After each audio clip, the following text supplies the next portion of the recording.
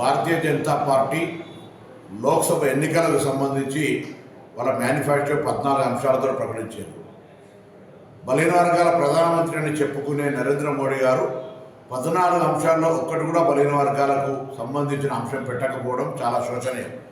ఇది దేశంలో ఉన్నటువంటి బలహీన వర్గాలందరూ కూడా గమనించాలని కోరుతా ఉన్నాం. దాంతోపాటుగా 10 సంవత్సరాలుగా ఉన్న వ్యక్తి మిగతా వర్గాల రిజర్వేషన్ ఇవ్వడానికి వ్యతిరేకం కాదు, కానీ బలహీన వర్గాలకు సంబంధించి ఒక్కటి కూడా సంక్షేమ కార్యక్రమం కానీ లబ్ధి కానీ జరిగే నిర్ణయం తీసుకోనటువంటి ఈ ప్రధానమంత్రి పట్ల దయచేసి బలహీన వర్గాలు ఆలోచన చేయండి. కులగణన సర్వే చేయడానికి కాంగ్రెస్ సిద్ధంగా ఉంటే దానికి సంబంధించి పాంచ్ న్యాయ లోపల కూడా అదొక అంశంగా పెట్టితే కూడా గతంలోనే ఆ అంశాన్ని వ్యతిరేకించే వ్యాపార వర్గాల పార్టీ అయిన భారతీయ జనతా పార్టీ సుప్రీంకోర్టులో అఫిడవిట్ ఇచ్చి ఈ యొక్క కుల గణనకు వ్యతిరేకంగా నిర్ణయం తీసుకుంది. దయచేసి ఆలోచన చేయండి.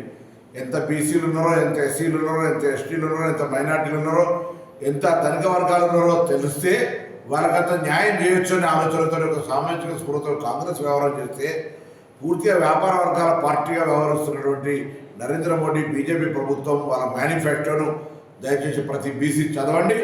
కాంగ్రెస్ మేనిఫెస్టోను కూడా చదివి మీరు నిర్ణయం తీసుకోవాలని సందర్భంగా తెలంగాణ బలహీన వర్గాల శాఖ మంత్రిగా ఈరోజు కాంగ్రెస్ పార్టీ తెలంగాణ రాష్ట్రంలో కులగణన సర్వే చేస్తూ ఉంది.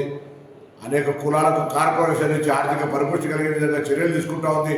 భవిష్యత్తులో బలహీన వర్గాలకు న్యాయం చేసే విధంగా మీ బిడ్డ మీ పక్షాన్ని నిల్చుంటాడు. దయచేసి అందరూ కూడా ఆలోచన చేసి ఎన్నికల్లో బలహీన వర్గాలు కాంగ్రెస్ వైపు ఉండాలని బీజేపీ మేనిఫెస్టోను చదివి వాళ్ళ యొక్క బలహీన వర్గాల పట్ల ఉన్నటువంటి వ్యతిరేకతను దృష్టిలో పెట్టుకొని ఆలోచన చేయాల్సింది సందర్భంగా కోరుతాం.